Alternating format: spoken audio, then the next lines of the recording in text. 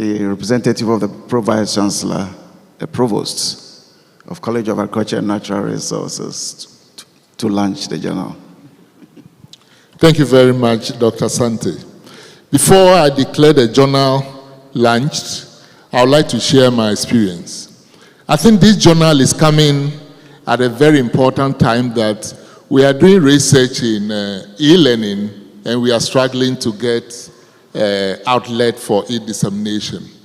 I have a personal experience where I work with my colleagues at University of Education, Winneba.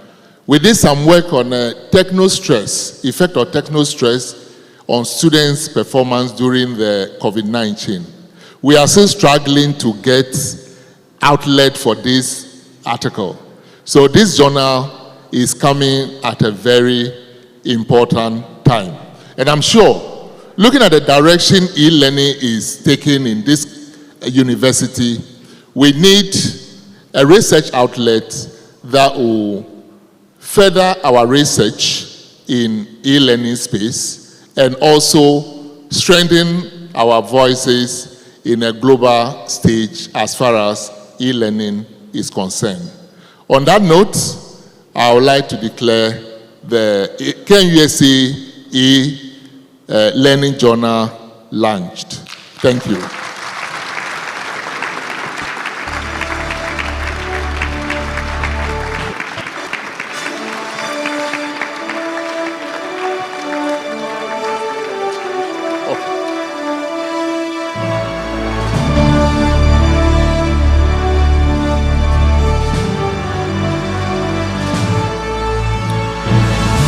Yeah, on the screen, that is the journal cover. So let's all work to contribute and support, submit papers to this journal. Thank you very much. Prof, I think you give it the next step as I inherit them to something. Yes, thank you very much. Good day. Yes, Provost. And Your Excellency, permit me to just stand on the already established protocol and to thank you all very much for your time this morning, this afternoon.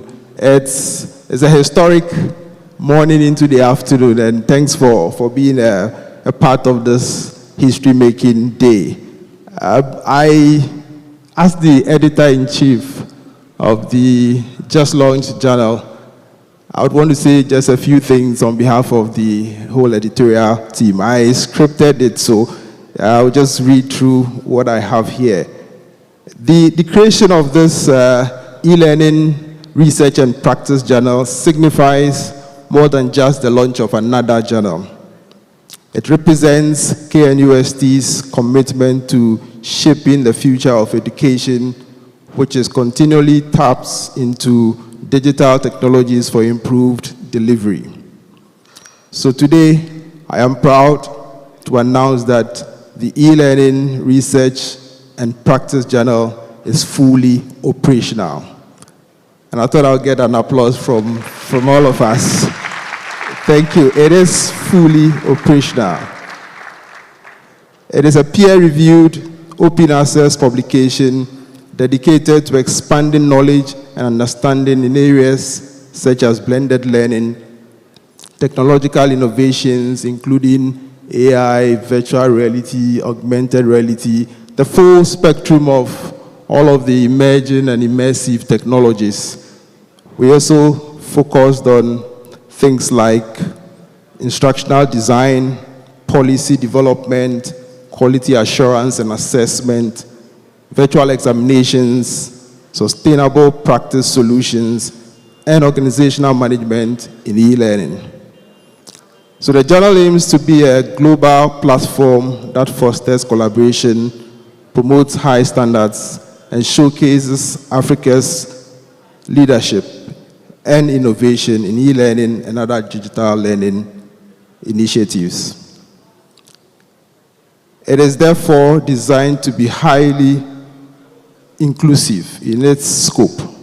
So we welcome the publication of academically rigorous empirical studies, theoretical papers, case reports, and practice-led articles that cover a broad spectrum of issues faced by educators, policymakers, researchers, and technologists who deploy innovative initiatives in the growing field of e-learning. So starting from this December 2025, we would publish the first issue. And every year we would, yes, thank you very much. Every year we'll publish 2 issues. That is the July issue and then the December issue. I'm happy to announce that in consultation with the scientific committee for this year's e-learning international conference, several high quality and impactful papers have been selected for the first issue this December. So immediately after this conference, we will be in touch with the corresponding authors for the selected papers so that we can advance this matter. I want to emphasize that the journal we have launched today stands as a testament to what we can achieve through visionary leadership, collaborative effort, and a shared passion for educational excellence. So I want to thank the Vice Chancellor and the management of KNUST, the director and staff of the e-learning center, and all the members of the e-learning journal committee. I would like to thank them profoundly for all the efforts that have gone into seeing this vision come to life.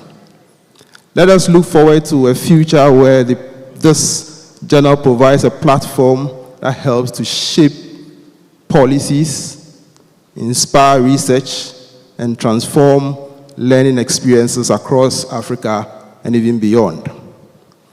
And I'd like to say this as a chief editor. There's a common theme in recent discussions amongst journal editors, and that has to do with the increased difficulty in getting reviewers for manuscripts that are submitted. So my editorial team and I would go beyond just looking for reviewers to developing a comprehensive program to train and enhance the capacity of our young researchers in conducting high-quality peer reviews. I'd like to conclude these brief remarks by again thanking all of you for your support.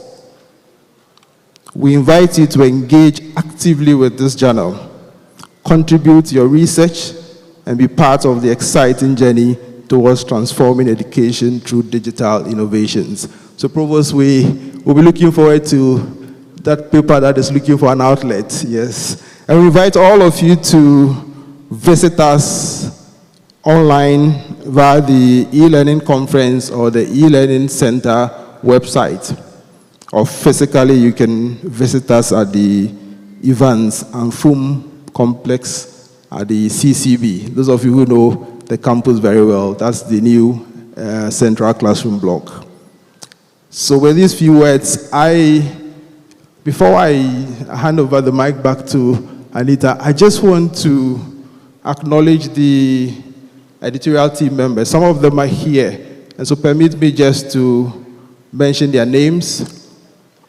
Our Deputy Editor-in-Chief is our own director, Professor Eric Apewasante. He's the Deputy Editor-in-Chief for the journal. We have 7 associate editors. Professor Kofi Ejekum is an associate editor. Dr. Benjamin Apraku Jampo. Dr. Desin Adom, he's here, great. Dr. Abina Boache. Dr. Paul Kwejo Ado, yes. Dr. Juliana Abeni, I think she's here, great. And Dr. Richard Bruce Lamte, yes. We would also have quite a number of international associate editors, and some of our keynote speakers this morning. We will call on you to be guest editors for some of our issues, and we look forward to a wonderful collaboration. Thank you all very much. God bless you, and long live this journal, and long live our great KNUST. Thank you. Thank you so much, Prophet Denira. Thank you so much, committee members. You may take your seat as I acknowledge some of our partners and our supporters for this year's e-learning conference. We are so grateful for your collaboration so far.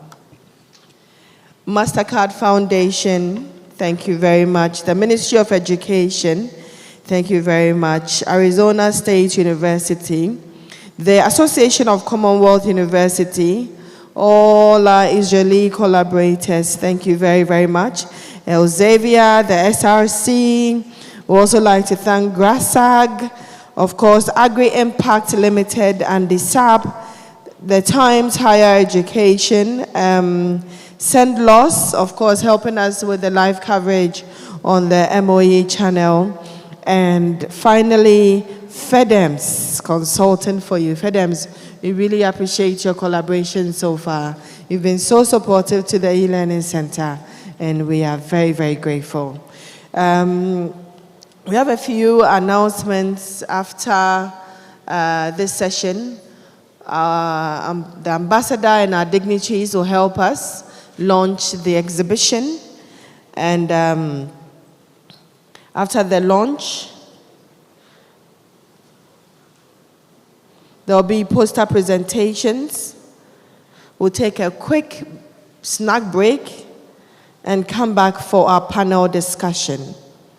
It would be on building inclusive online learning with industry and student voices. Kindly come back, and we'll be gathered right here for this session.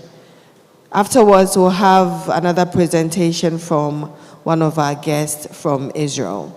So kindly take note of these as we take the break to launch the exhibition and poster presentations.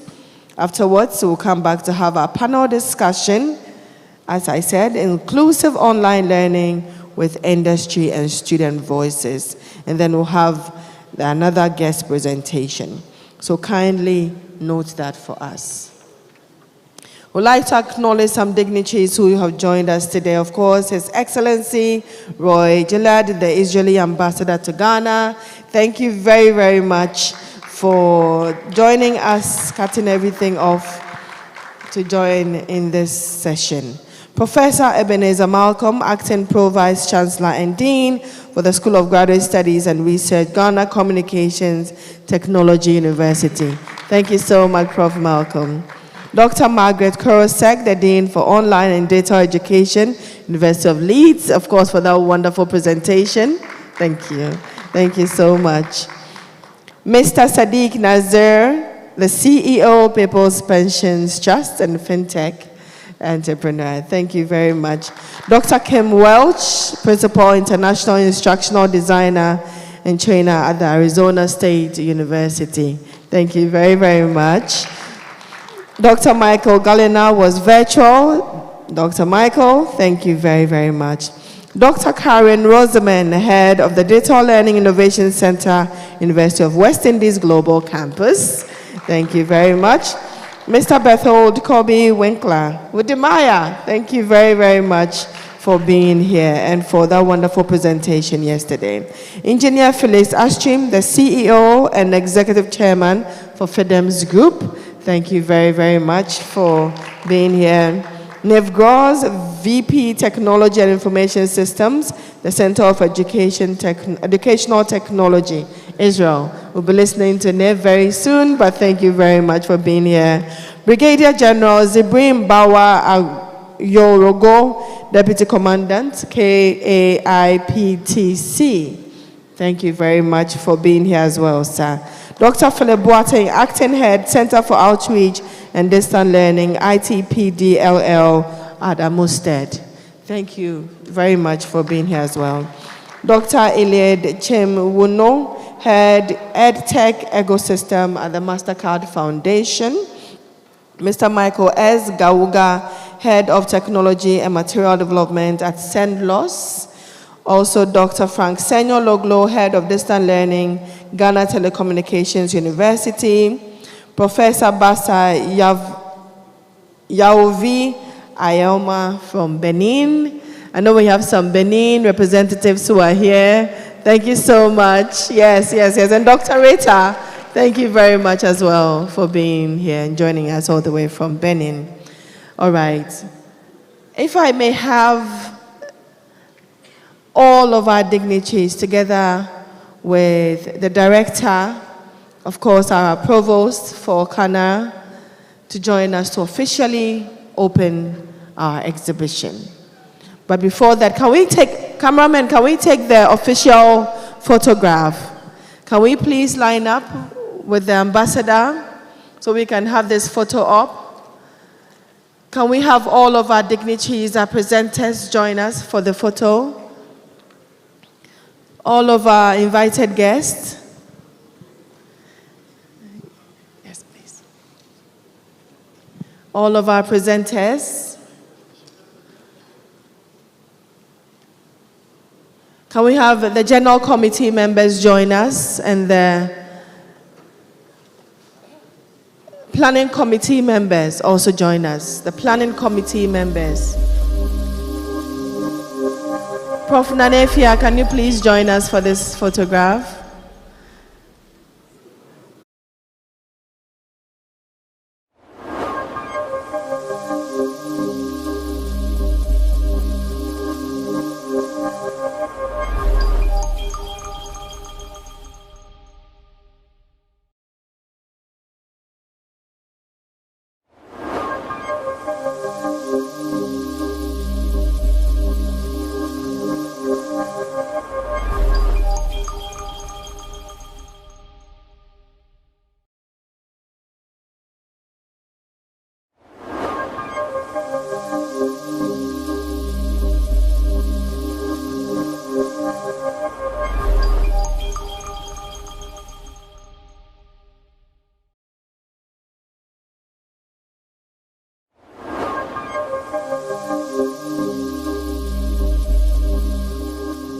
Officially launch our exhibitions.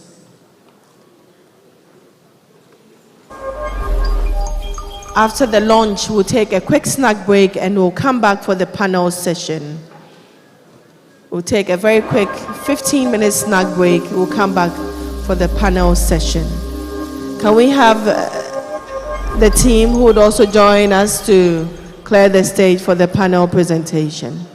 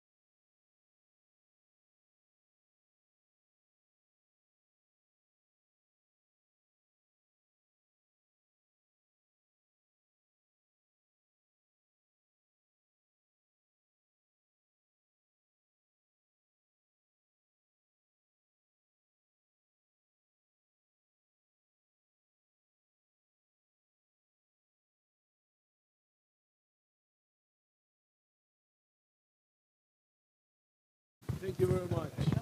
Thank you. So that was the Kofi Annan International Peace, yes, Training Center.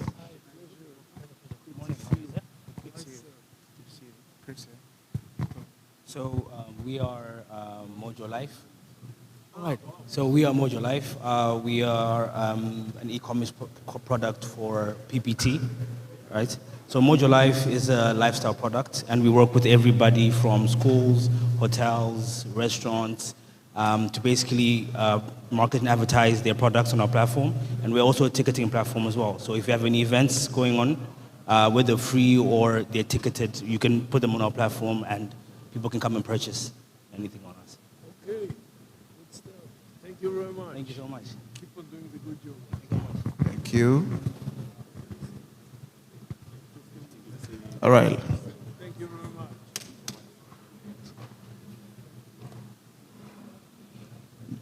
The next booth is Air Force Foundation. Dig a vibe. Dig a vibe. So we are promoting the Career Essentials training from the DigiVibe project. This is to train young ladies in career essential skills for the workplace, and it's held virtually, and they can have access to it. Yes, they can start registering on applicant. Young ladies, mostly. There is a gentleman here, I see. Yes. Yes.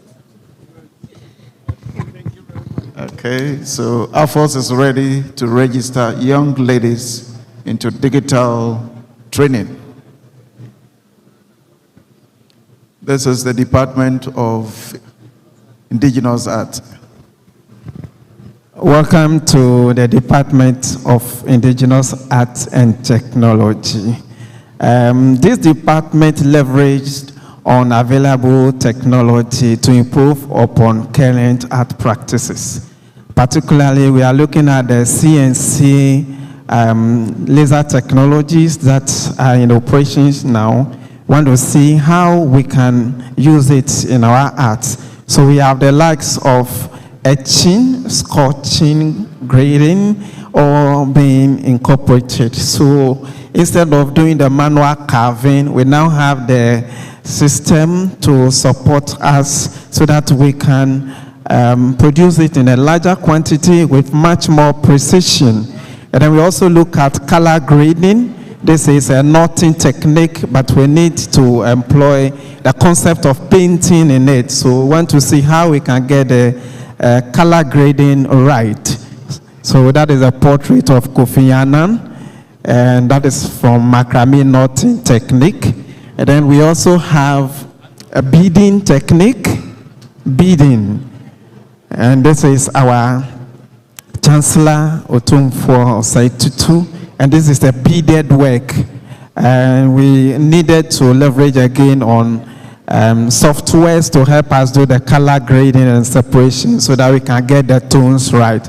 From a distance, you'll think it's a painted work, but it's all made from bead. Yes, and we have several of those also here. Yes. Yes, so technology for the initial designing and color grading. And this is also, now we are into what is known as macrame sculpture pieces. We try to use the same knotting technique that was used for the portrait there. Now we use it for sculpture pieces. And for those who have outdoor spaces that they would want to furnish, we have more of this that we could do for you. We have a deer, we have the ostrich, we have the horse, but because of space, we brought only this one. Yes, so as a department in the university, we have a lot to offer, leveraging on technology. Thank you. Thank you very much.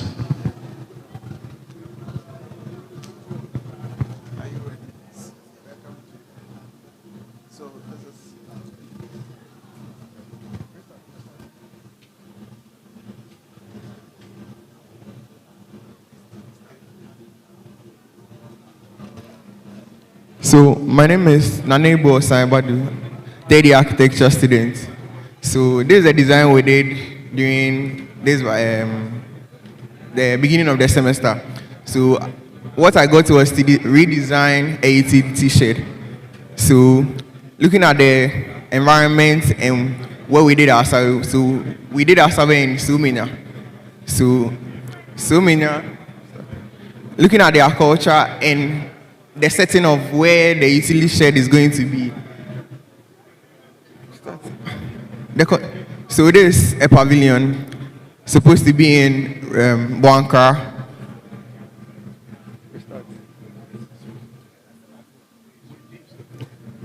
So Buankara, just Buankara.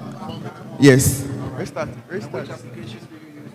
So the softwares I use Revit, 3ds Max, Lumion, Photoshop, Illustrator, and PowerPoint. So this is the utility shed. Then the technical study of the utility shed. Then my conceptuals, going through the process. Then roof plan, circulation, showing how the tracks and everything will go into the space. Then the elevation of the building, sections and details. Then blow up of the structure. Then comparing the existing to the new intervention I did. Then how it will look like when it's built. So that's the ranging that I did. Thank you. Let's clap for him. Thank you.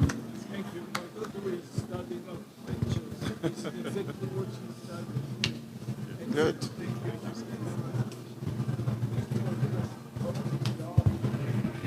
So this is a poster presentation. Okay, so my name is Ralph, and this is my partner, Priscilla. So our presentation talks about KNUST Digital Innovation for Inclusive Education of Students with Disability, Tech-Excellence. So Tech-Excellence right here is two words combined. That's technology and excellence. That's how we are able to incorporate technology to make sure that nobody is left behind. So we highlighted on this university, KNUST, the digital intervention they are putting in place for students with disability for other universities to follow. So this is to say that KNUST are being the pace setters for digital and inclusive education for persons with disability. So here we have an introduction highlighting some of the intervention the government have made for persons with disability, and over here we explain what Tech-Excellence is, and also here this is our objective, as I rightly said. And we come here looking at the general challenges that is being faced by students with disability globally and in Ghana here. So we can talk about lack of early exposure to assistive technology, language and cognitive barriers, inflexible curriculum design, social isolation and stigma, and the rest. And here we come to the major thing, that's the digital intervention in KNUST for students with disability. So right here in this university, we have, the university has kept in place certain things to help students with disability with their academics. So we can talk about, come again? No. Yes, so we can talk about, disability-friendly studios and reception. And we can also talk about high-tech shuttle services. So we have shuttle services for students where they are able to transport them from their classroom to their hostel. And here we also have training programs, the school-run training programs for students with disability to teach them how to be web developers, graphic designers and digital marketers. So generally we are saying that KNUST is the pace setters for inclusive education. Thank you. What percentage or how many SWD students with disabilities you have all over the campus?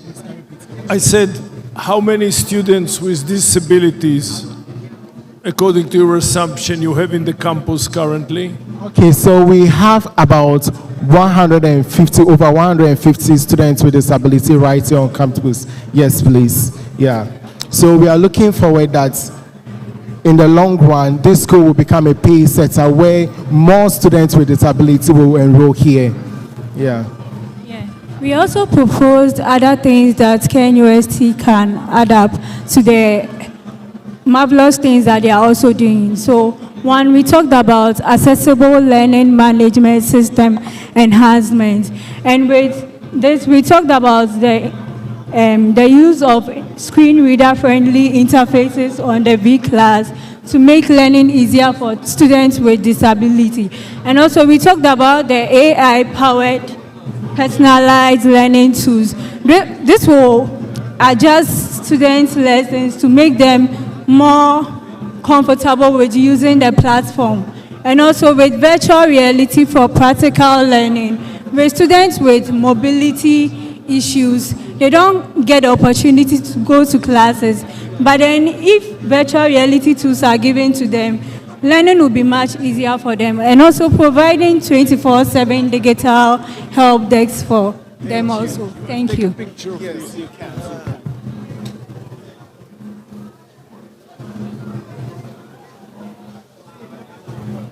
Good one. Let's clap for them, please. Let's clap for that. Good one. Yeah. Okay, my name is Emmanuel Lawrence Mensah. My colleague is Awesome Benjamin, and in our presentation, we look at how technology like BIM technology helps us from the creative process of architectural design. We'll visualize what we want to achieve in the end.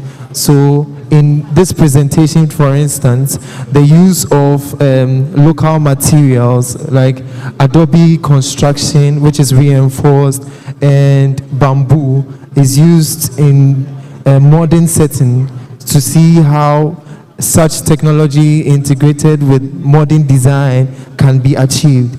And further research can help us see that integrated with Internet of Things and smart technology, we are able to get real-time data on how these materials achieve cooling within a space and structural stability with BIM technology.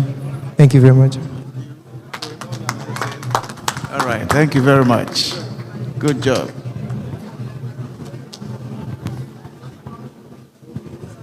The next please. I am Christopher Sam with the Department of Teacher Education. This study was basically conducted to look at thematic priorities which has been found when it comes to e-learning and inclusive education research. And then we know that funding plays a major role when it comes to funding research priorities with regards to promoting marginalized population access to education. However, the extent of which funding has influenced thematic priorities in e-learning research has not been evaluated. So we purposely conducted this study to look at some of the areas which has been founded when it comes to e-learning research. And our study results indicated that when it comes to e-learning research, the major themes which have been founded include inclusive education, digital learning, accessibility, assessment, and e-learning. And also, many of these major funding institutions are located in the United States, with the major one being the National Science Foundation, the European Commission. And interestingly, there was a disparity between the funding. When you look at the funding graphs, which was generated by the VOS Viewer software, you could see that it was mainly dominated by the global North countries, whilst the global South countries were missing out. And the universities which were also leading the funding research were the University of Toronto, University of Kansas, and also the University of Melbourne. So you could see that there were also some kind of disparity. Okay, my name is Edusei Solomon, second year Master of Architecture student. So you are looking at digitization and how it helps in designing. Looking at or considering the various softwares that we use, AutoCAD, SketchUp, Photoshop, and 3ds Max. With this design, Cineplex design, I took the concept from binoculars. So looking at the shape of a binocular, I was able to design my plan because it's a cinema. You are looking at how you have your cone of vision. Wherever the individual is sitting, will be able to see what is happening. So with this, you can see I took the model and showed the various elements that made up the model. You look at the roof, the shell, and the various components. And I considered sky lighting and how I'm going to bring in natural ventilation into the space. Thank you.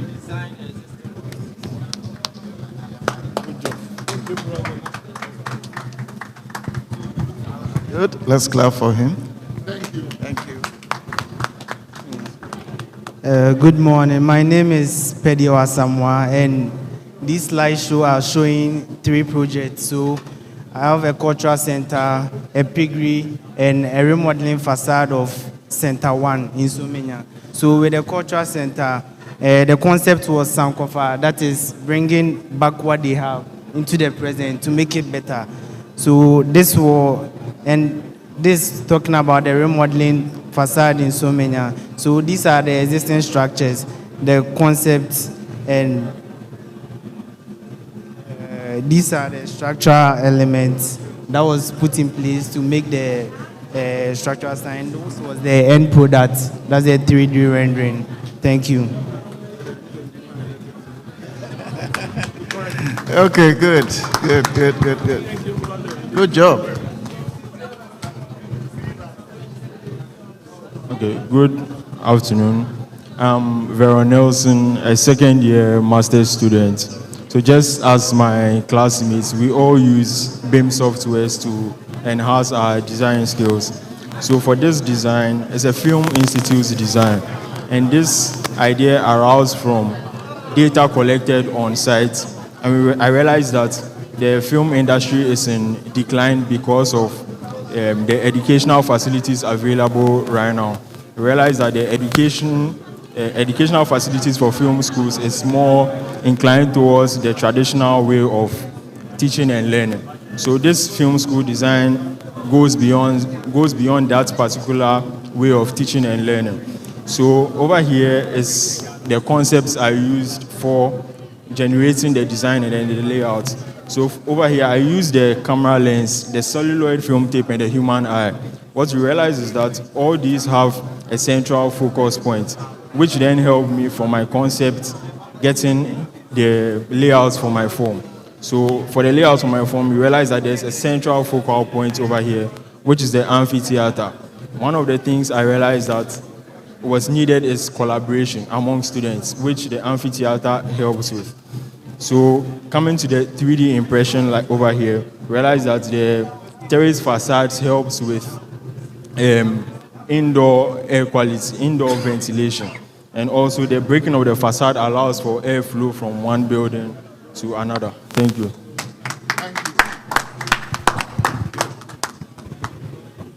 Good morning. So my name is Estana Koshi-Lawson.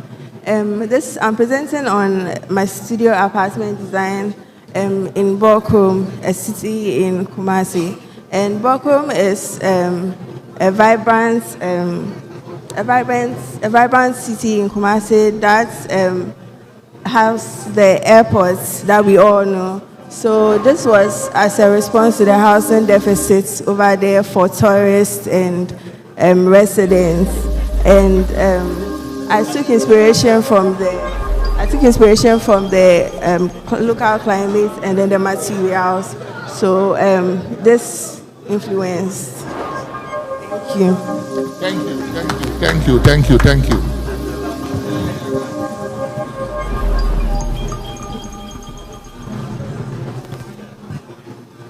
Okay.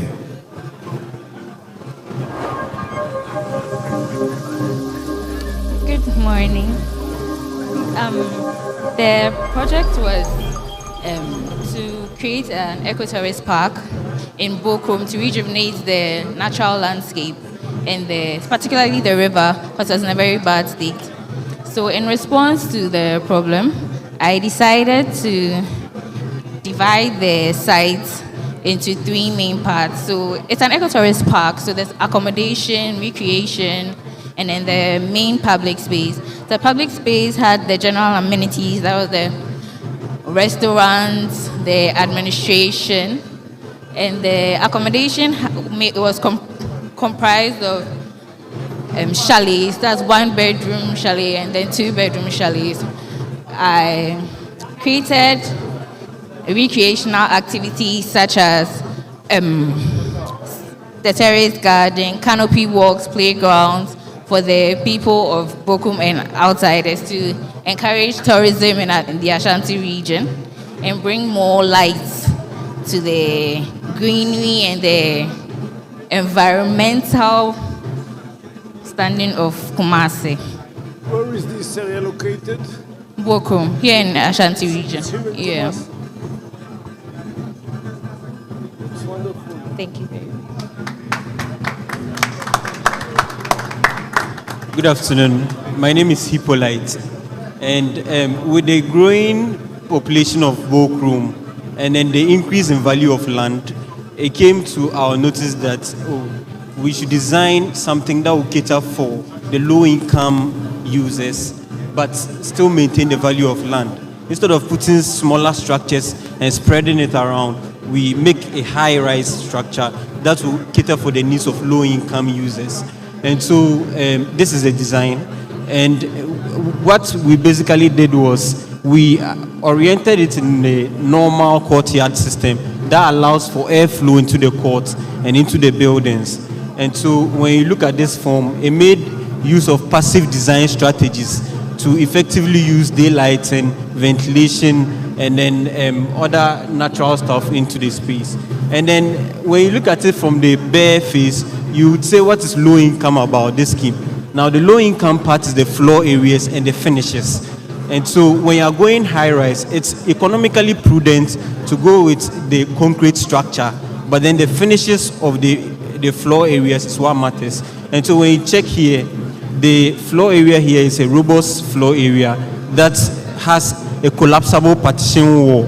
So in the afternoon, when they want to use the area as a living area, they could easily push the wall away and use the whole area as a living area.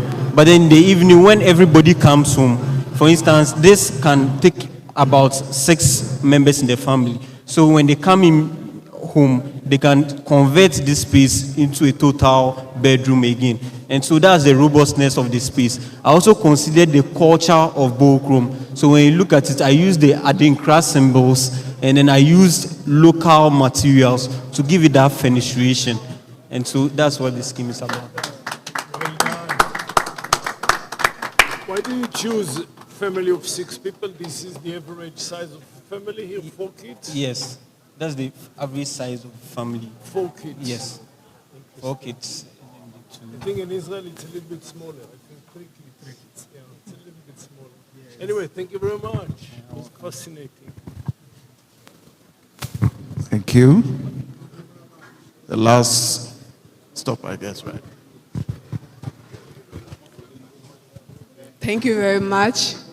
I took this topic because it aligned with the theme of the KNUST-TEK, the international conference, which is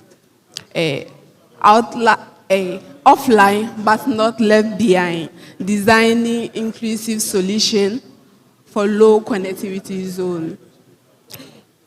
When we talk about inclusion, most of the time people bring their minds on the fact that the physically challenged people are undermined, but that is not the case. Here, I wanted to show more light on the fact that inclusion, talks about connectivity, having access to internet, and how people in the rural area are deprived of those access. Because we are in a digital area, and people that are in the rural area are human beings, and they too, they have to be included in every stage of digital era. But here is the case that they are undermined.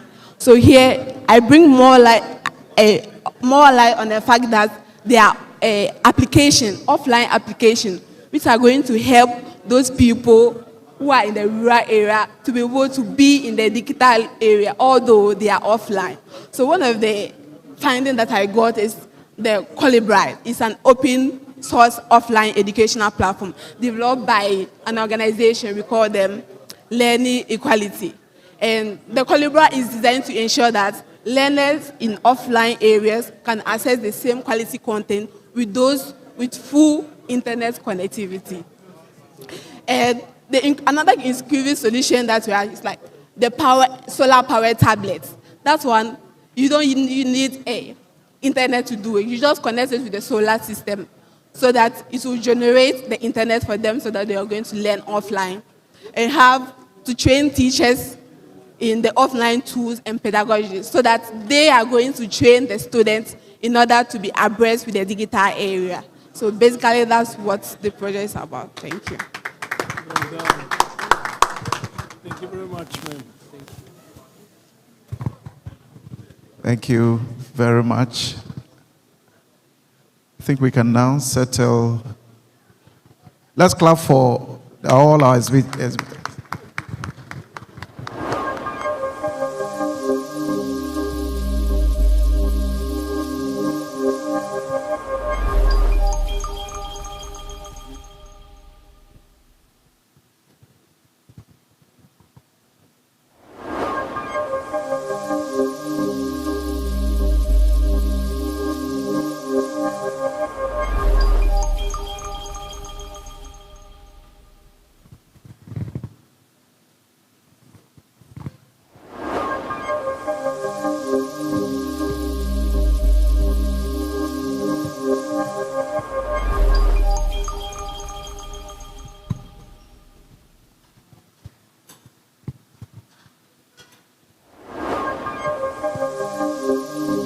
All right, thank you very much. We'll go for the snack break now.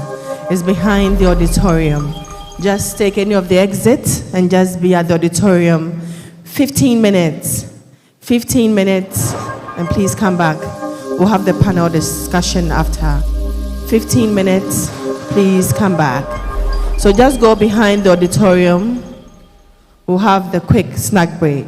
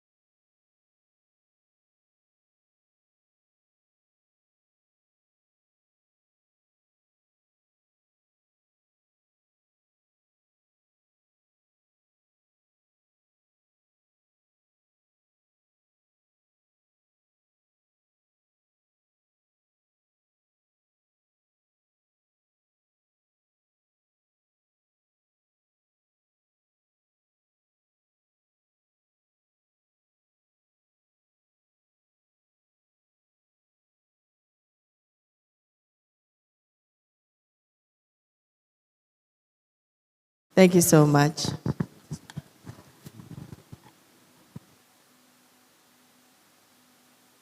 All right, ladies and gentlemen, please, we can do it once again not for me, but for the organizers of this particular event. It's been a phenomenal one. It's been remarkable from the very first day that we set foot here. And today we want to hone down some of the concepts that we have been promoting. We want to quickly invite also to the stage some very interesting gentlemen and women, or probably from a mixed background, to help us to take today's discussion. We know very well that from the very first day, we set out on the theme of transforming education through responsible innovation and inclusion in the digital era. And we've had, from the very first day, very seasoned speakers touch on various themes, but particularly on the theme of inclusive online learning. And so, hinging on that particular premise and with emphasis on that particular topic, today we will be touching on the theme, Tech for All, where we are looking at building inclusive online learning with industry and student voices. Right. So to hone this down, we want to invite to join me up here on stage. We would first invite Ms. Oforiwa Owusu. Ms. Oforiwa Owusu. She is the Administrative Manager of Women's Haven Africa. Let's give it up for her as she comes up. Yes. Please. Then we would also have Mr. Marco Stanley Nyako. Mr. Marco Stanley Nyako, who is a lecturer from the Department of Health, Promotion and Disability Studies. Mr. Marco, you're welcome. We would also have with me here Mr. Maximilian Morimi. Mr. Maximilian Morimi, who is also a student with us from Kwame Nkrumah University of Science and Technology. He would also be joining us in here for this discussion. Right. Great. Now, what would it be if we had an e-learning week without having some E in it? And so, last but not the least, we still have online one other panelist, who is by the name Mr. Michael S. Gauga. Mr. Michael S. Gauga, who is the head of technology and materials department, SENDLOS. He will be joining us online. So please, I believe that the necessary measures will be put in place for him to be able to share his video. Thank you very much. So ladies and gentlemen, once again, a round of applause to all our panelists. We looking forward. Right. So we have, yes. So we would want to go straight just because we want to be able to cut down on the amount of time we spend up here. We want to go straight and have a very interesting conversation on online learning. So I want to first start with all our panelists asking the first question. What does inclusive online learning mean to you? What does inclusive online learning mean to you? If you don't mind, we'll start with our ladies, starting first, and then probably we go to the other gentlemen. I want to hear from all of them, and then find out what inclusive online learning means to you. Okay, so I'll start. Thank you very much. So from my context, my work background, and my personal experiences that I've had with online learning, I would say that inclusive online learning is creating access of education to people from diverse backgrounds, people with diverse needs, locations.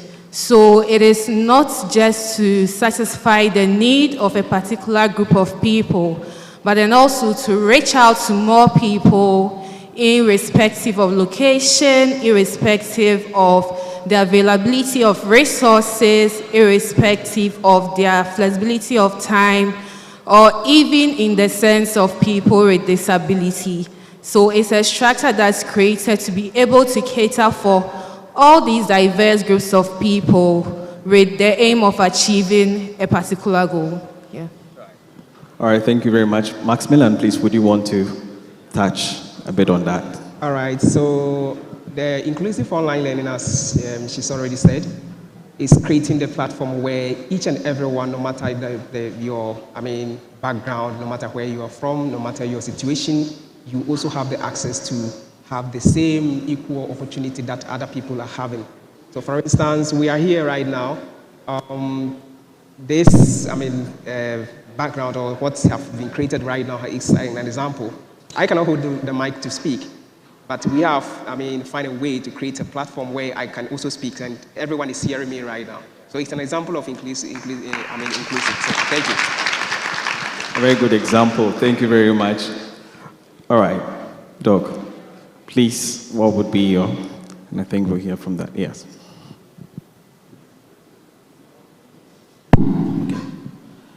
First of all, I would have to say a big thank you for this opportunity. What I wanted to say have already been said by my colleagues, but I'll add something small. Inclusive online learning, we compare it as a mainstream. The ideology is where persons with disabilities and those who are not of disabilities are included in the same classroom. It was in the previous structure, it was in the previous years that we do that. But now, online has made it inclusive to the extent that persons with disabilities and those who are not disabilities are having equal access, equal opportunity. So it makes learning more accessible. So all of us can benefit, whatever people who are disabled and those who are not disabled are achieving the same goal. That's from my view. All right, thank you. Thank you very much.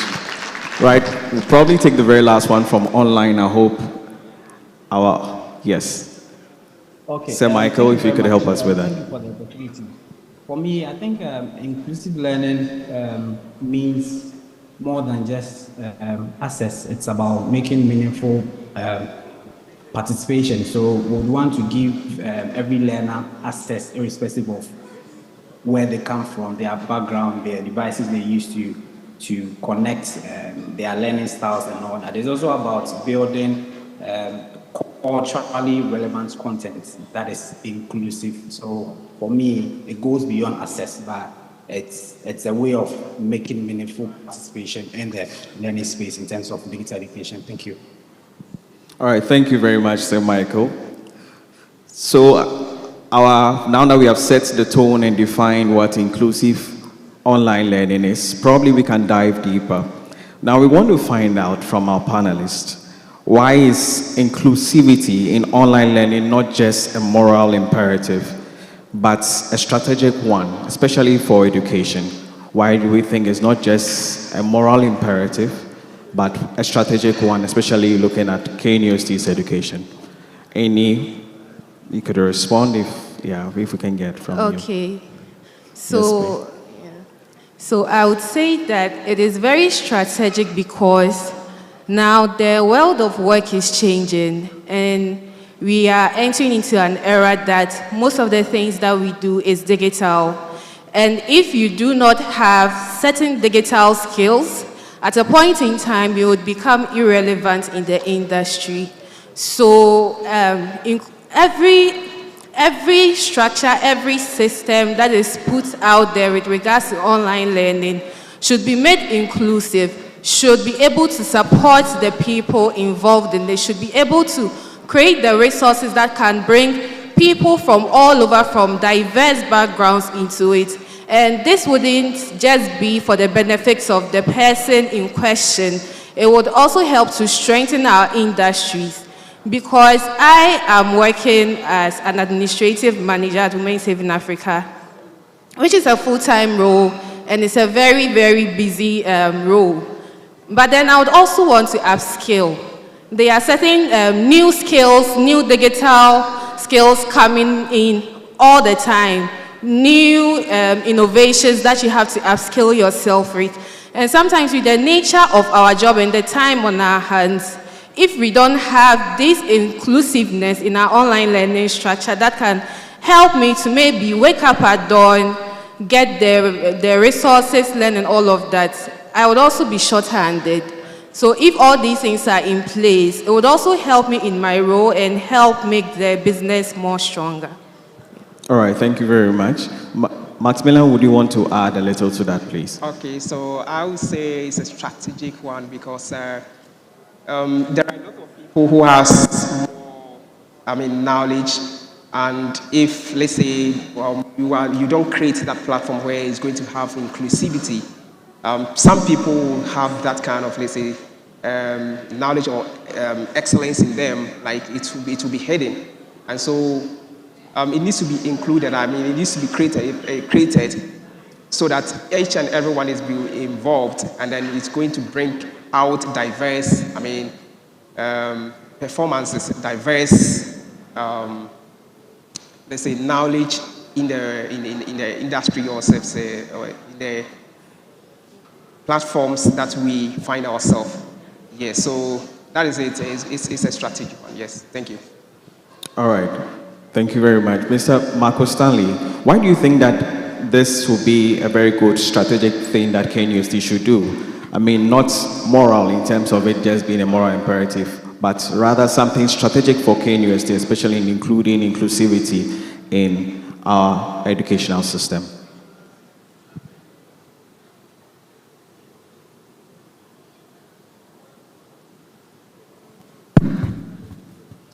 I actually love this question. To make this strategic, the resources should be available for everyone. We should make sure that no child is left behind.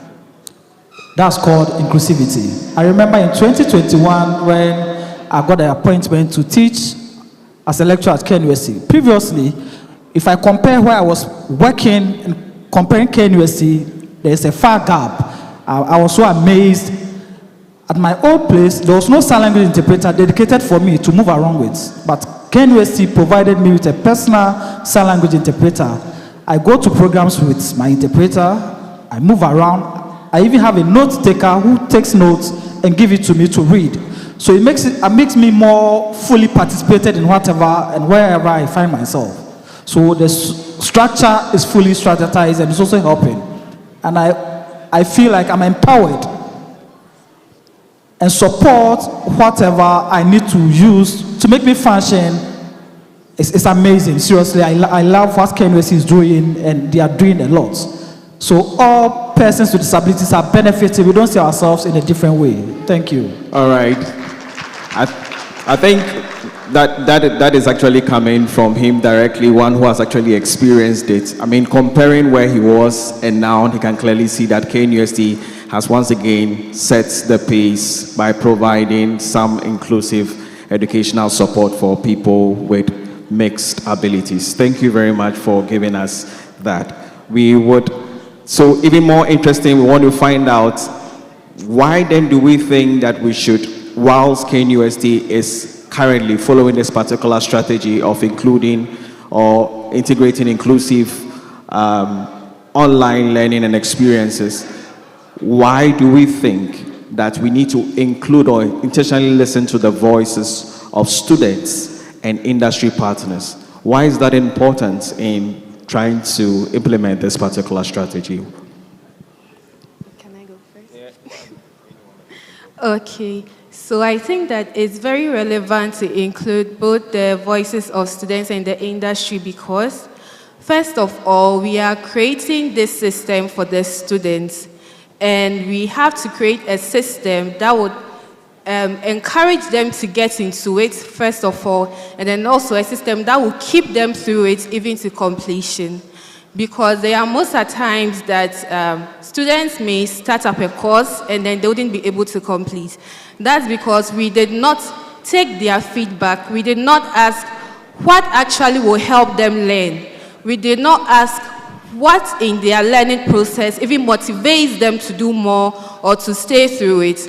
So I think that hearing from the students is a very good start point to even know what to create. And secondly, from the industry, these students that we are preparing them for the industry, whether it's their own businesses or even working for an organization.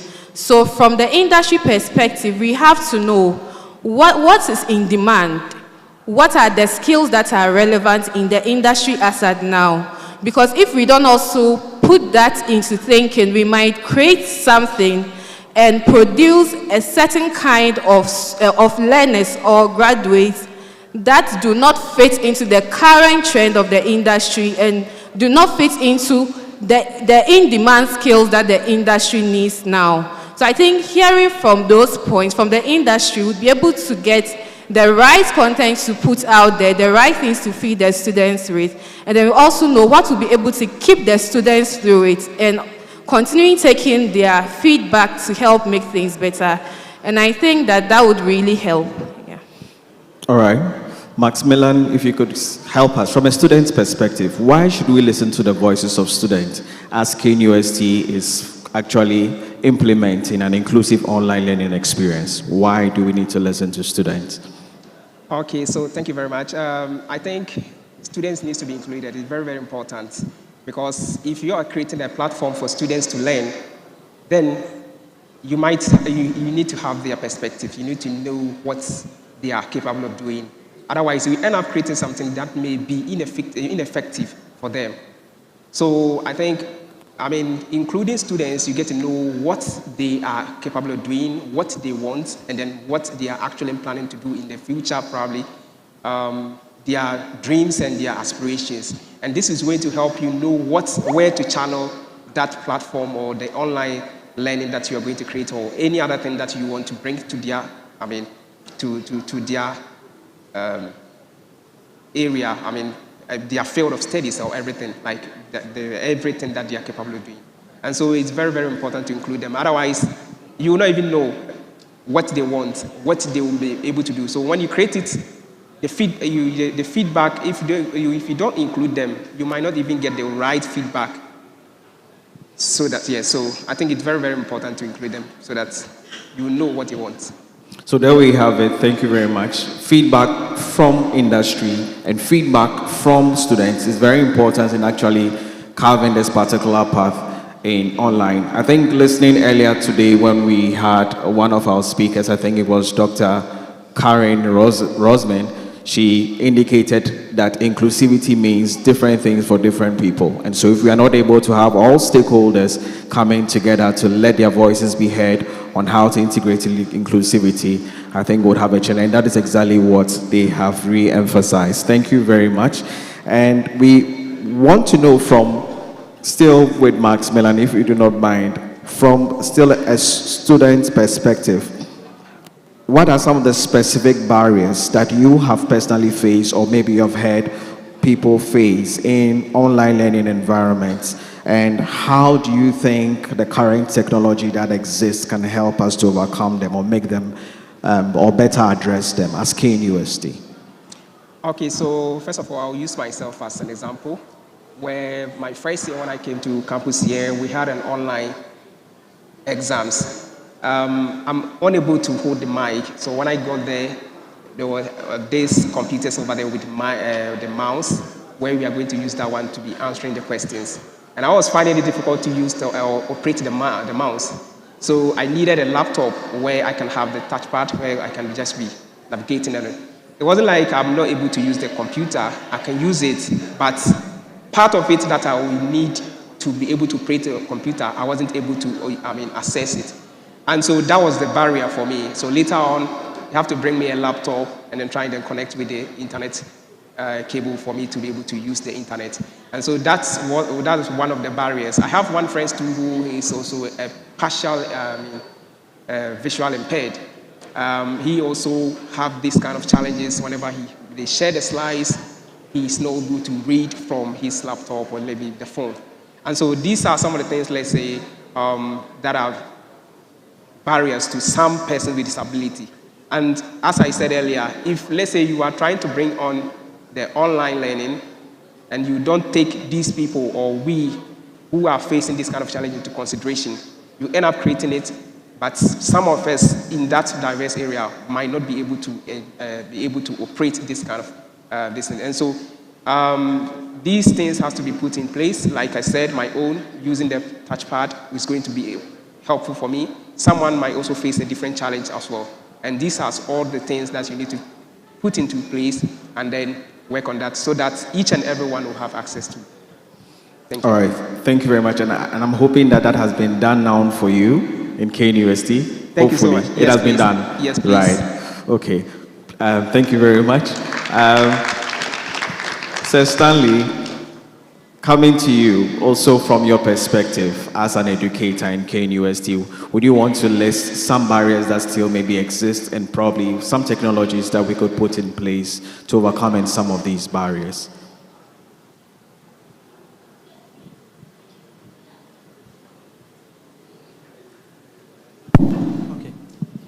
Okay, in my department, we have 2 students with slow vision. They can't see well, they can't see clear. And the challenge they face is that when we're having exams, they have to bring the question paper close to their eyes. So we have to know how they struggle to answer questions. So sometimes they take more than 3 hours to answer a question that students take like an hour to answer. So we engage with the students. How best can we help you to make your exams easy for you? And they propose that we should bring them with a large print question papers. So our department also took initiative and we prepared that. So anytime we are giving them slides or whatever materials we are giving to them, we make sure we enlarge the font size for them so that they can equally read, and we make it smaller for the regular students. But then, cerebral palsy, we have students with CP. They can't write, so anytime they are having exams, we actually need to improve on this. But then, KNUST is doing well. Whenever they are writing exams, we call one of our resource persons, sit with the students, read the question for him, he answers the question, then the resource person writes for him. So I think sometimes they feel like that they don't have confidentiality. So we need to improve on this. And from my little knowledge and what I have with the international bodies I've engaged with, we think we should make a software for students to be independent, to work for themselves. Everything we learn. So KNUST is still improving. So I hope from here, with the initiatives and advice from students, we will improve upon most of the things. Thank you. All right, thank you very much. And some of the policymakers are right here seated with us, together with our support from industry. So listening to these barriers, we know very well that we put in the measures to see how best we can implement them. We have started, we are doing quite well, but we know that we can only do better. Right. So I'm still going to go back to our industry experts. We're going to talk to Madam Efia here. We want to find out from you, quickly from an industry perspective, what are some of the biggest opportunities and challenges in designing an online learning platform or online learning environment or online learning ecosystem?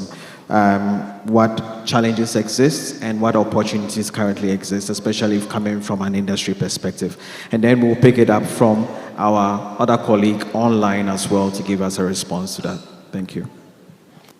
Okay, so I work at Women Saving Africa, and it's a technology and business hub where we run various trainings for women in the fields of entrepreneurship, tech, leadership, employability.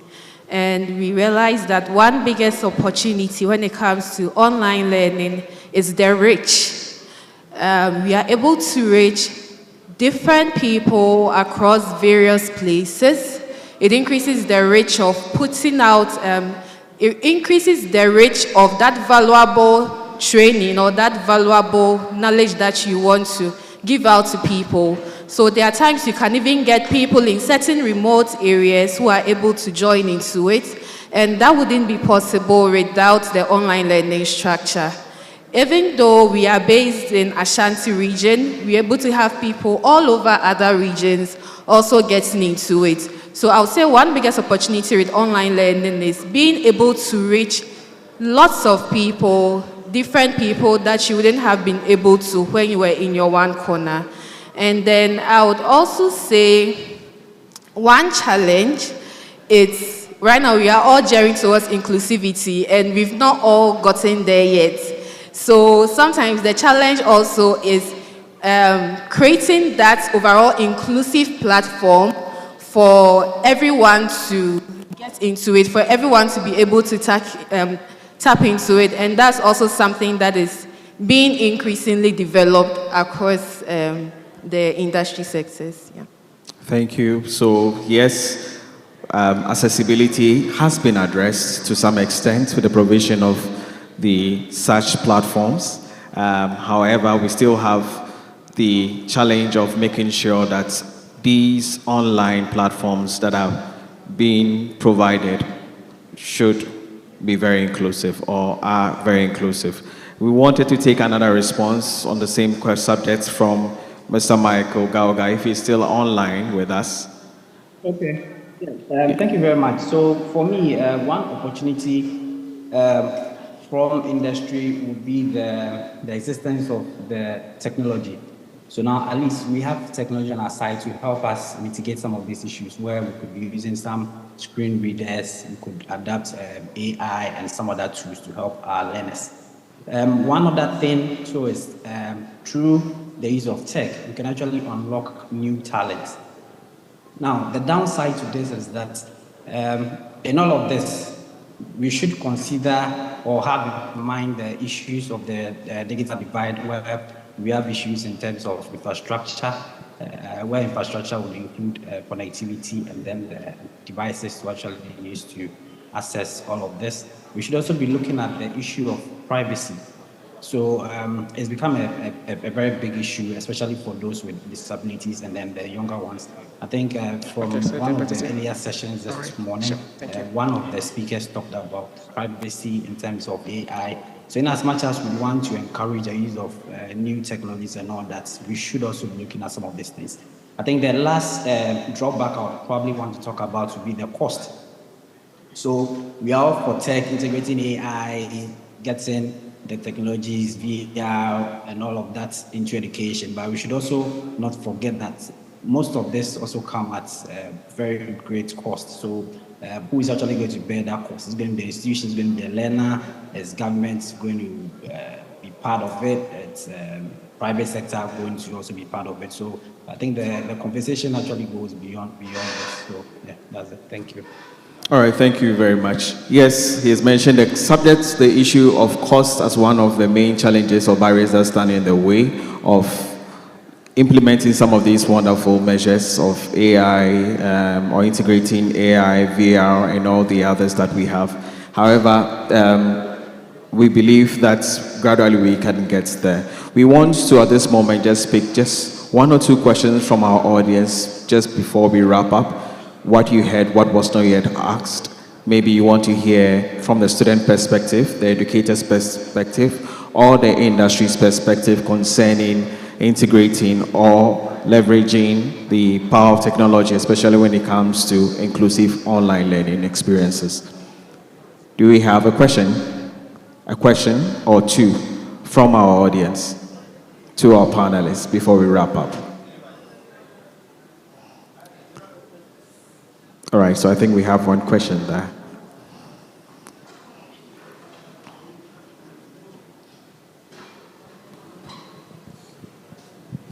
Good afternoon. Good afternoon. My question and concern are actually addressed by the last speaker. Talking from the educator's perspective, we have topics online that the teacher could access to help the students understand. Unfortunately, like the last speaker said, I think we have not talked about economic inclusivity because the schools are not giving money so that the students can access topics online. And if students have phones in school, we also seize it. So where is the marriage here?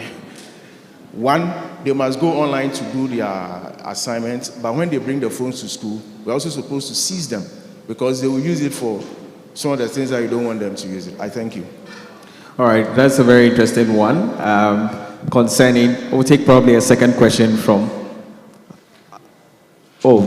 we made room for two. Okay, we'll probably take, so take that one and maybe take the very last one from here, and then we'll address them quickly and then wrap up the session. Yes.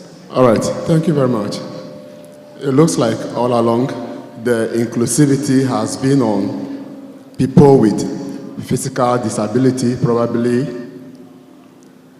limpness or visual impairment or probably hearing impairment. I want to know whether TEK, and for that matter the other e-learning platforms, have any program for those special ones, autism and the likes, if there are platforms to engage them in e-learning as well. Thank you very much. All right, thank you. Then probably we'll take the last question from here and we'll address all three.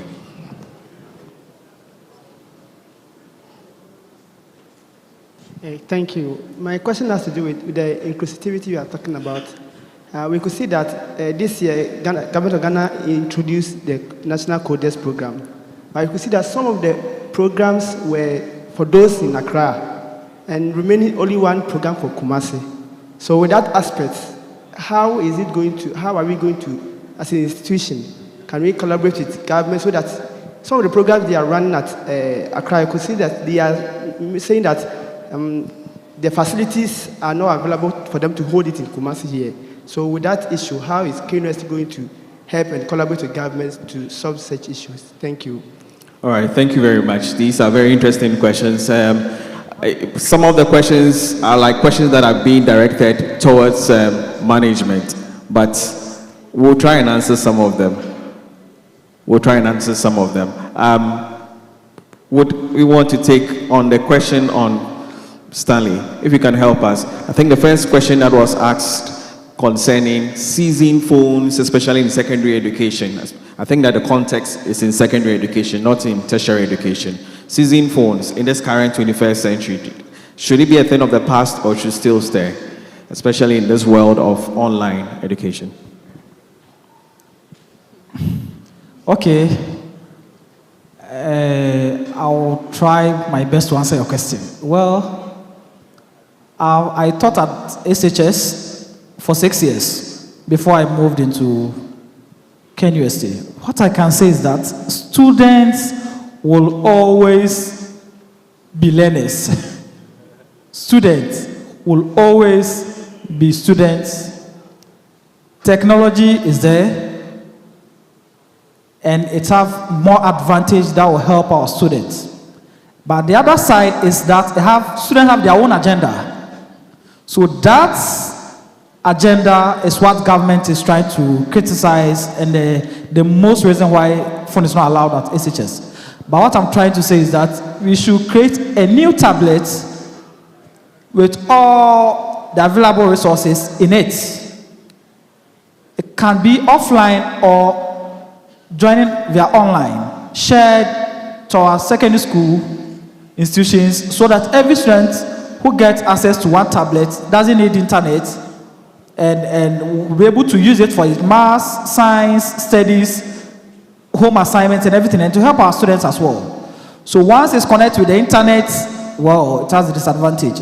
So the negative side that we are trying to stop will happen. So the government is one or the other scared. That's why if mobile phones is not allowed at the SHS level. But then I will suggest that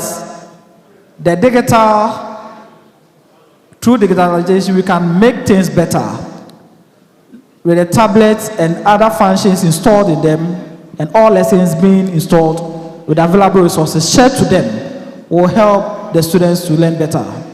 That's what I can say. All right, I think that's a good one. Tablets that are targeted for such environments so that learners will be focused on learning. We want to touch on the second question, which had to do with whether currently KNUST, the online learning platform, allows for learners with different abilities across, especially aside those with physical disabilities or challenges, those who also have some other peculiar challenges, maybe ADHD, those who have, like you mentioned, autism. Maximilian, what would you say, your experience with current, and if not, what then should be done? I think you answered it a bit, but probably some little more emphasis would help. Yeah. All right, thank you very much. So far, we are almost 100 plus persons with disability on campus right now. And we have the SWD Association KNUST, and I'm part of it, and I know a lot of people, many of us, we have that advantage where that diverse, KNUST have created a platform for many of us. I will not say all of us, but many of us are having that opportunity. They have been taking our data and then asking us, trying to find each and everyone's problem, each and everyone's disability, and then they are finding a way. I think they are on a way to create all that platform for each and everyone. Right now, the person with disability with, let's say, visual impaired, as my lecturers have already said, they've started creating the slides with higher, big font size where they can read. Those with hearing impaired, we have the hearing aid for them, that most of them are able to hear in class, and then they can collaborate. And then, like myself, I also said, we have the mobility impaired.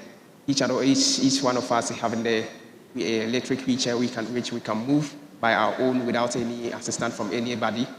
And as I said also earlier, whenever we go to the, let's say, the computer labs to do our online tests, we have these laptops provided if you cannot use the main one. So I think they've provided a platform for some, not all of us, though they are on the way doing that. So that is what I know. Yes, I know. Providing such experiences. Thank you very much. I think the very last question that we picked from the audience was the question on looking at some aspects of education. It looks as though they can't be done currently. They cannot be done in the online space. For such reasons, they limit that some educational experiences or online learning experiences are only limited to in-person. For example, laboratory work, experimentation, and what have you. We want to find out what you think should be, if you could help us with that. What do you think we should do in such instances? What technologies, I think we touched on a bit on the last one, but what technologies do you think KNUST should be looking at to be able to make such experiences possible, especially when we look at challenges with relation to carrying out experiment, laboratory work, and what have you? Okay, so to get your question well, you are asking about what KNUST can do to make some of these practical works reach out to more people. Those in the online environment, yes. Those in the online environments, yes. Okay. Accessible. Yes. Okay, I guess it. So, in as much as online learning is on the rise and is a very good way to go, we still have certain learning, certain jobs, certain practical activities that cannot really be brought online. I would say that there can be videos, there can be tutorials that people can have access to, but then they might not be able to have their hands-on. So for me, I would go with some simulations.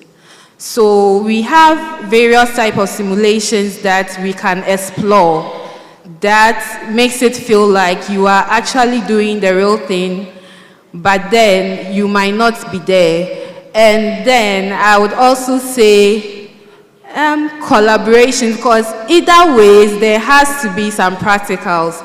So there can be a teacher teaching at the other side, but then for you to actually get the hands-on practice, there have to be some in-person kind of thing. So I think this one is actually supposed to be hybrid, from my understanding. Okay, so she's really promoting or pushing forward for us still having simulations, still having simulated environments, nonetheless not depend entirely on it, still have hybrid environments where people can do things both online and in person. Thank you very much. It's been a wonderful discussion so far. We wish we could go on and on. The subject of inclusivity, especially in the online space, is a very interesting one. However, this is how much time we'll give us to discuss these things. We wish we could summarize or wrap up, but we've run out of time. Thank you very much, Max Milan. Thank you very much, Efia. Thank you very much, Sir Stanley. And thank you very, very much, our Mr. Michael Gaoga online. It's been an insightful discussion. We know very well that the points that have been put down are worth noting, and KNUST is going to continue even a lot more in what we have already begun. Thank you, audience, also for your questions. God richly bless you. All right. Would you like to have this?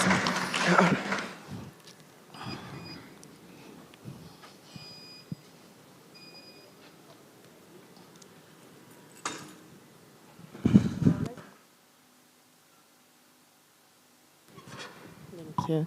Let's give our panel head and our panelists another round of applause for that very insightful discussion. Dr. Kilson, thank you. Thank you very, very much. All right. I have the honor to introduce one of our partners who will then introduce our next keynote speaker, Variadzo Magani. Could you please help? Well, she's the Managing Director for Higher Ed Partners Africa. Give her a round of applause. She's going to do my work for me now, so kindly let the applause be loud.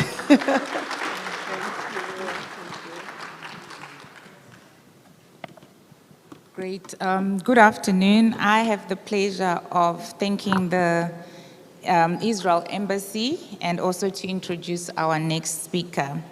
Niv Gross is a seasoned technology executive with over 2 decades of leadership experience in software engineering, product development, and digital transformation across the EdTech, financial services, and security sectors. He currently serves as the Vice President of Technology at the Center for Educational Technology, Israel's largest EdTech organization. In this role, he leads all technical operations, including R&D, product management, data and AI, cloud infrastructure, cybersecurity, and information systems, driving innovation and digital strategy to enhance educational content creation and teacher engagement. Prior to joining CET, Niv was Associate Director and Engineering Lead at EY Client Technology, where he oversaw the development of multi-tenant cloud platform using microservice architecture, leading international engineering teams across India, Poland, and Israel. Earlier in his career, he served as R&D Director and he's done many things. But anyway, Niv holds a bachelor's degree in computer science from the Academic College of Tel Aviv and served in the Israel Defense Forces, achieving the rank of Lieutenant Colonel in the Home Front Command. He is fluent in Hebrew and English and brings to every role a strong background in enterprise software architecture, cloud transformation, AI integration, and cross-functional team leadership. Welcome, Niv.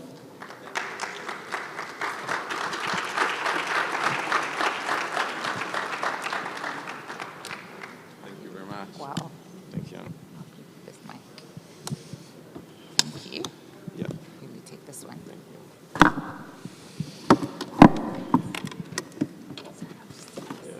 Thank you. Thank you.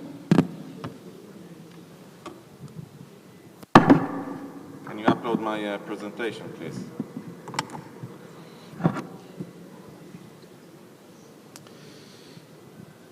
Okay, thank you for the intro. I think I need to shorten my LinkedIn account. So I got the tough hour of 2 p.m. post-lunch. So everyone are a bit tired. Guys, I need a bit of help with the presentation. Thank you very much. And is there any clicker here or something?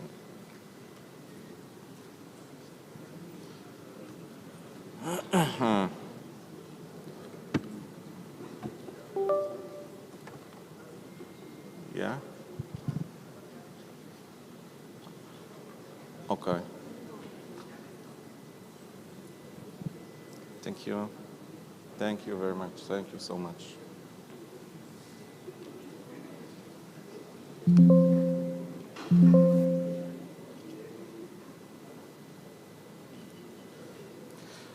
Okay. So what I want to talk about today is about innovation in learning and educational space. A bit on CET. CET is a non-profit organization that was established 53 years ago in Israel. And what we are doing is basically building both high-quality content to the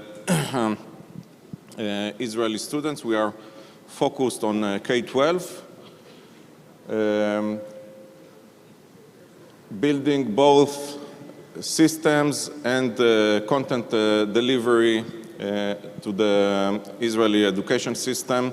Our mission is basically to bring what we are trying to call relevant education in the digital space. And there is always a question, what does it mean to be relevant, right? And I think that's a journey that we are always trying to follow and ask ourselves every time that we are trying to bring new things to the education space, is it relevant or not?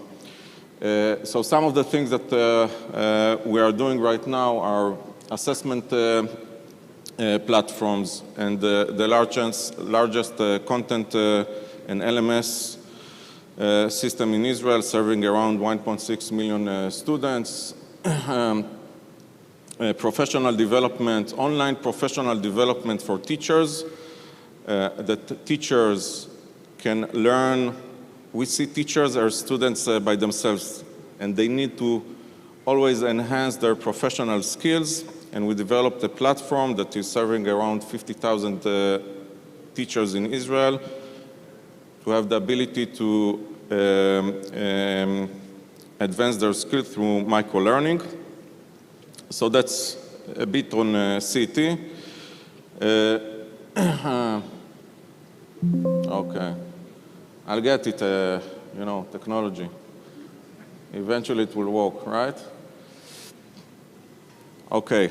The thing about education, that if you think about that, that's a picture of a classroom around 200 years ago. And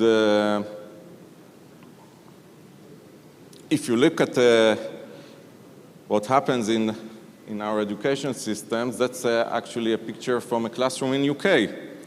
A typical UK, I Googled for a typical UK classroom, and that's the top picture I got.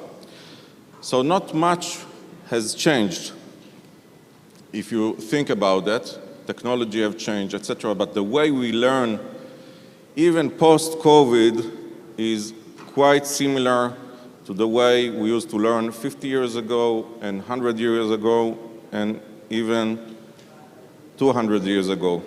So the education system is quite traditional, and changes in the education system are very hard and sometimes very slow.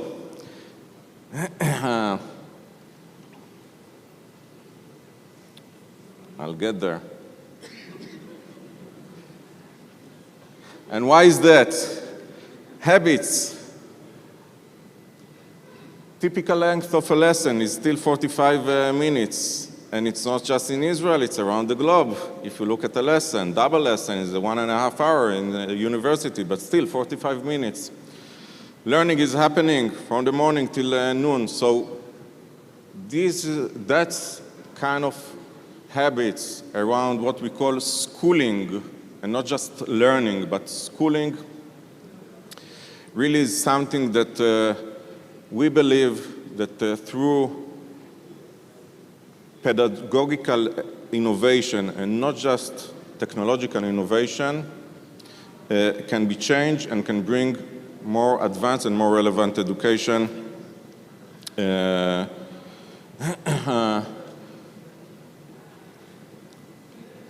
If you look at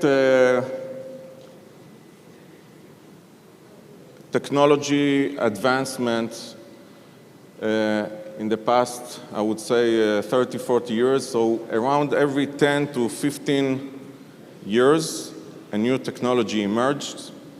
Started from mainframes, and then there came the personal PC. Help me with that, with the presentation. Later on, the web and the smartphones, which we all has and have some problems with disconnecting from this device. And recently, generative AI emerged to our life. And the way to look at this emerging technology, at the beginning, everyone are questioning, why do I need it? Okay, and a bit of skeptical. Is it useful? Then there is a hype. Wow, Gen AI, I have to talk about Gen AI. It's so cool. Everyone are using Gen AI. EdTech companies, if they don't have Gen AI in their logo somewhere, then no one is investing with them. So that's the hype. And then it becomes boring. Everyone has smartphones. It's kind of a commodity. And so on. So we are kind of in somewhere between why this is useful to the exciting part, somewhere between that. And what we are trying to think of is how to figure out a new paradigm. So there are three ways to look at the approach for figuring it out. One is the sorcerer apprentice, so follow the giants, basically. Okay, let's look what Google are doing, let's look what Microsoft are doing, OpenAI, etc.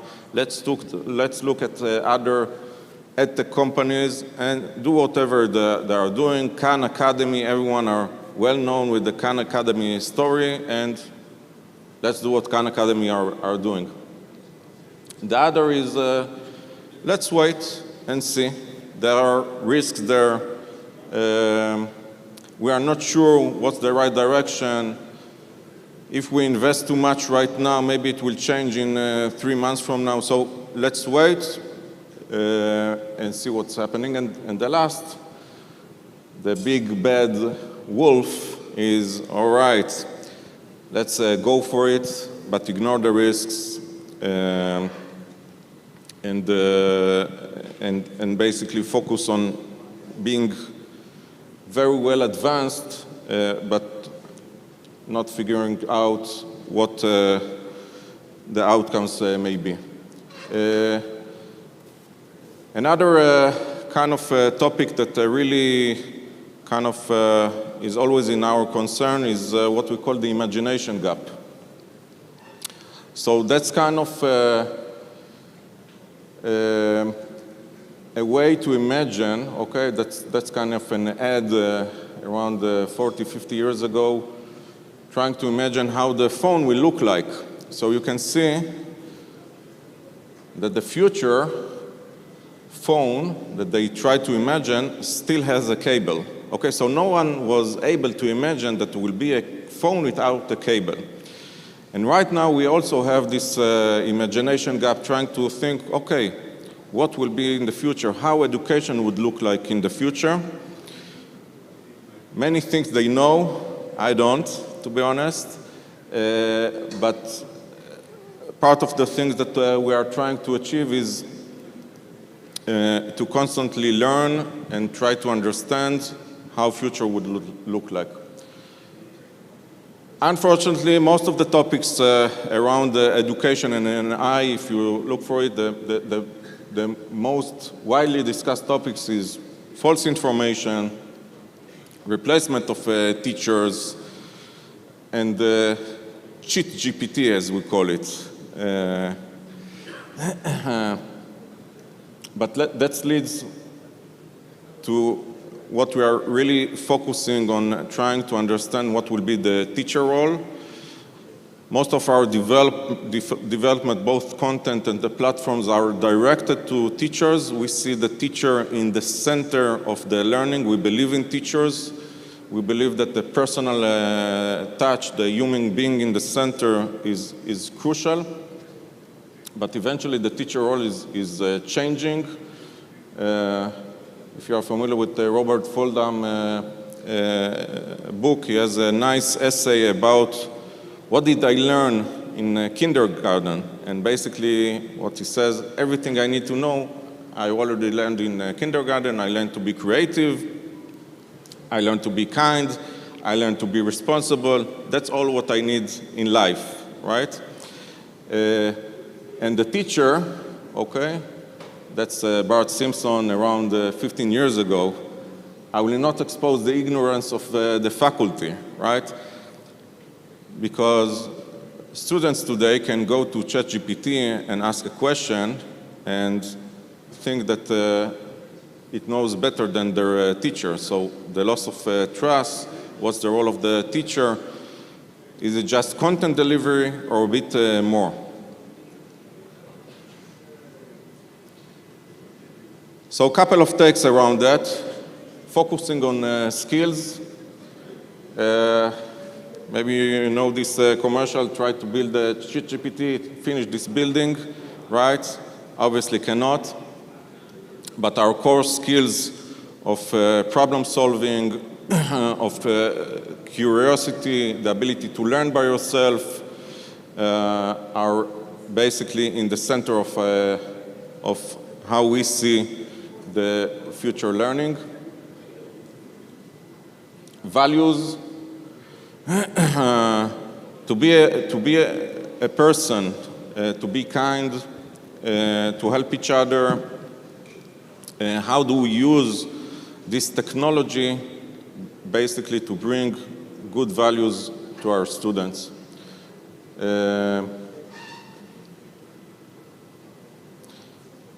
New ways of thinking. Some of you already know, especially in the academy space, that these days to write research is something that becomes, let's say, different, okay?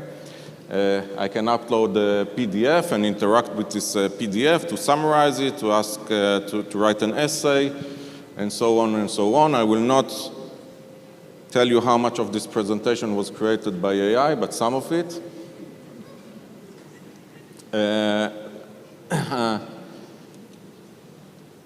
And how do we experiment? Okay, so there is this agile approach of trying, failing, trying and failing, couple of times till you get there, or the NASA approach. Okay, failure is not the option, and we are choosing the first one. Ethical and safe development. I think you know these two guys. And their way of thinking about AI, the risks by using AI. And this is something that always concerns us and is part of the road. And basically what we are trying to do is to narrow the imagination gap. However, that's a picture of I wrote to ChatGPT, imagine a classroom 50 years from now. And you see it's quite similar to what we have these days. So even the AI has this imagination gap because it's based on our current knowledge. So a bit after COVID, we created a project. We are trying it to be a movement, but it's not yet there. We call it Unboxing School, basically to try to think on new paradigms to bring to learning in schools.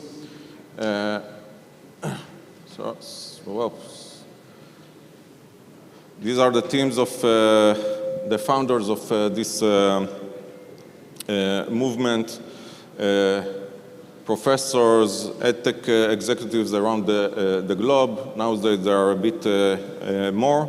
And what we are trying to do with their help is basically to engage first with what we call a super group and super users. These are teachers, these are learners, these are EdTech entrepreneurs, and that can bring real use cases to this project. Together we are trying to find a solution, first a pedagogical solution and then the technological solution. So while we are thinking how to build an MVP, a very small MVP, and bring it to the field, we are always keeping the big picture in our mind.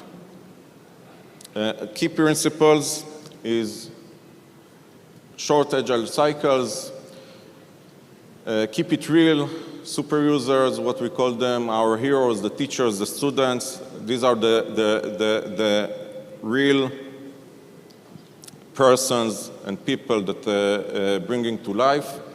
A playful journey, ethical development, and of course, through the process of creation, we learn a lot, we change, and we are trying to narrow the imagination gap. I want to share with you a couple of the creations, and again, just to, as mind opening. The first one is, was targeting teachers. In Israel, the Ministry of Education created a document of 120 pages on what skills a student should have in the 21st century.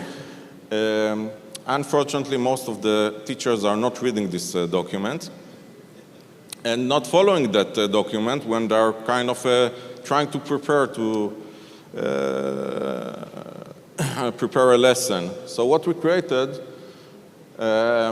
is a lesson creation tool using AI directed to teachers, basically that embeds with the content that they would like to deliver skills out of this 120 pages of the Ministry of Education. The teachers can control the entire process of creation and can get also teaching assistant tools like presentations, assessments, a bot that they can send to WhatsApp to students that missed the classroom, etc., etc.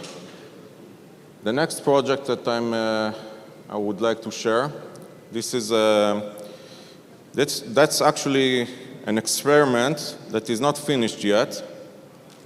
It's in Hebrew, so I know that you can't read it, but I'll try to explain. So that's a final exam, an online final exam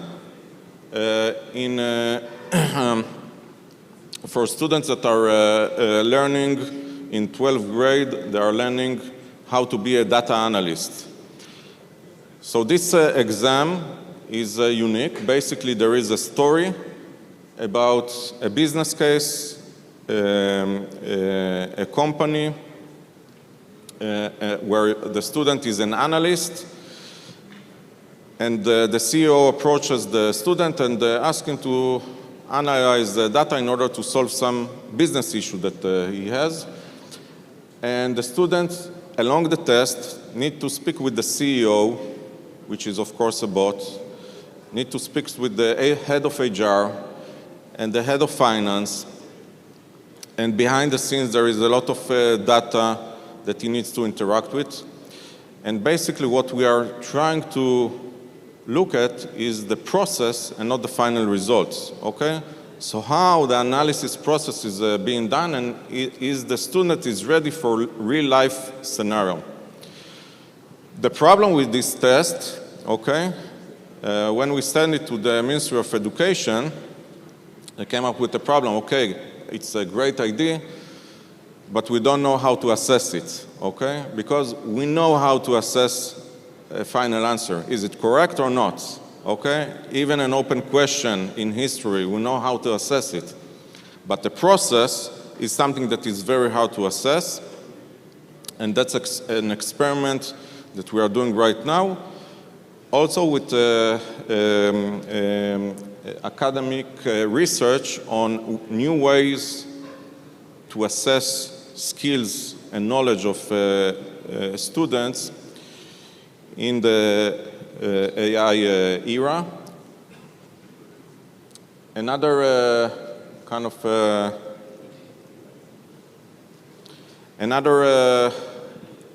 project that we published was facing teacher skills, and we were trying to expose teachers to AI tools, and basically through a platform where a teacher can both learn, experiment, share his experiments or her experiments with other teachers, and micro-learning. It's an ecosystem, vibrant ecosystem of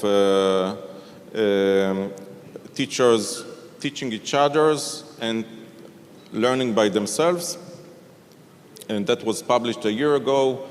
Already has a traction of a couple of thousand of teachers, and all of that is free for the Israeli teachers. The last thing I would like to share is a project that is focused on the skills of the learner. We call it Sprint. So basically, we saw a need to develop self-learning skills with students, together with engaging with digital skills, and the AI opened new opportunities where they can run their own micro-learning at class, but every student is learning a different track per choice. These are non-curricular topics that their aim is basically to enhance their curiosity and creativity. And through the learning, they are actually trying to create short stories, TikTok styles, engage with the content, and we experiment in several schools, and the teacher actually is changing her role and in that aspect, and that gave us a bit of a perspective of how a new learning could look like, where a class of 20 or 30 students are learning different paths in classroom, and what's the role of the teacher in that cases. There are also tools for the teacher here to assist the students. They are not alone. They need to feel motivated. So this is another kind of a very small and nice project that help us to bridge the imagination gap.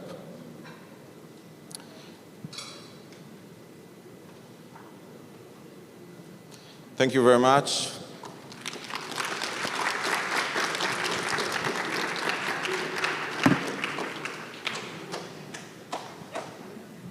Thank you so much, Nev. You have the most interesting slides, I must say.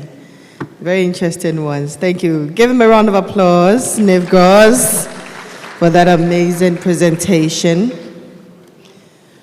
On that note, let me announce our rooms for our oral presentations. This main room will be our room 1. The topic for discussion will be expanding access in the digital age through inclusive and adaptive e-learning, and that is here. Room 2 would be at the Gardner Conference Room. Ethical AI and digital transformation in advancing social sciences and humanities. Join Prof. Malcolm at the Gardner Conference Room. Room 3 will be the Great Hall upper foyer, just up the stairs this way, and that's shaping the future of art and architecture through digital creativity and inclusive design. And that will be chaired by Prof. Ebenezer Kofi Howard. Prof. Anthony Andrews will be here, together with Prof. Bosa Yalvi Aima. They will be chairing the sessions here. So let's quickly break out into our various rooms. You can be here in the main auditorium if you want to join the discussion on expanding access in the digital age through inclusive and adaptive e-learning. Gardner Conference Room, just up the stairs. Can we have the ushers help us? Ushers, can you lead? May I know those who want to go to the Gardner Conference Room to join ethical AI and digital transformation in advancing social sciences and humanities? Kindly join the ushers this way. If you want to remain in this room, please remain seated. Can I have ushers to my left? Those who want to join shaping the future of art and architecture through digital creativity and inclusive design, please join the ushers this way, and they will take you to the upper foyer. Upper foyer. That is for this group. So this group will be going to the Gardner Conference Room. This group will join with the upper foyer. If you want to join here, the main room, kindly remain seated. Kindly remain seated if you want to join the main room. If you want to join room 3, shaping